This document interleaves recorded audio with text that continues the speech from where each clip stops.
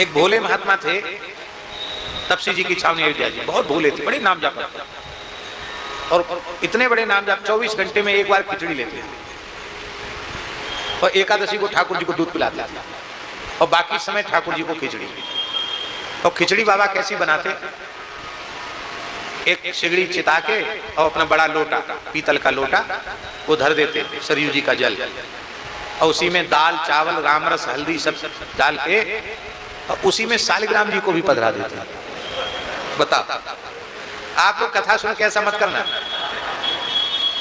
और कहते महाराज हम तो सरयू जी जा रहे हैं, माला फेर के आएंगे, टाइम लग जाएगा, देखना खिचड़ी जल ना जाए, लग ना जाए, ठीक से बन जाए।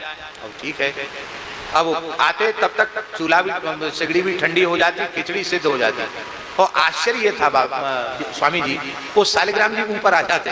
बोलो भक्तवत्सल भगवान की जय। अब तो नीचे रहने चाहिए कि नहीं, लेकिन वो खिचड़ी के ऊपर आ जाते तो हल्की गुनगुनी रह जाती खिचड़ी। माने इतना समय उनको लगता था, सरयू जी भजन करते आते जाते 3 साढ़े 3 घंटे में आते, तब तक खिचड़ी गुनगुनी भी हो जाती और सालिग्राम जी ऊपर। तो उसी लोटा, ज्यादा कुछ रखते नहीं थे, बर्तन वर्तन ज्यादा कुछ नहीं रखते थे, तो उसी लोटा में और तुलसी दल पधराया, वहीं सालिग्राम जी तुलसी दल पधराया।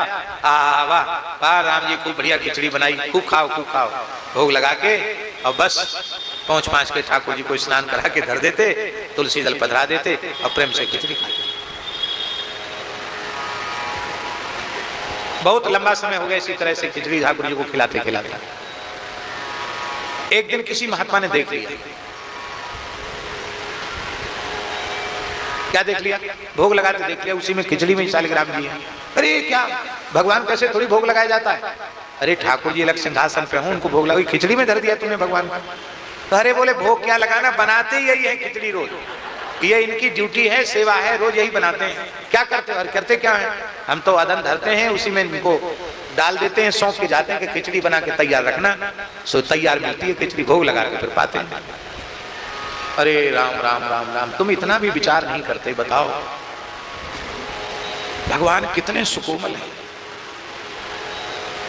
कितना सुकोमल श्रीअंग है भगवान का, और तुम खोलते हुए जल में डाल देते हो, श्रीअंग में फफोले आ जाएंगे। अरे राम राम, नमक में हल्दी में, अरे ये कोई भजन है, अरे एकदम महामूर्ख हो तुम, तनिक भी तुम्हारे मन में विचार नहीं आया।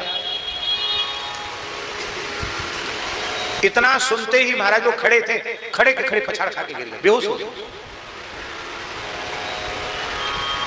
हमें भगवान के श्रीअंग की कोमलता का तो विचार ही नहीं उठा। अरे राम राम, ठाकुर जी जल गए, हाय ठाकुर जी जल गए, हाय ठाकुर जी जल गए, हाय ठाकुर जी जल गए, लगा इनके प्राण छूट जाएंगे।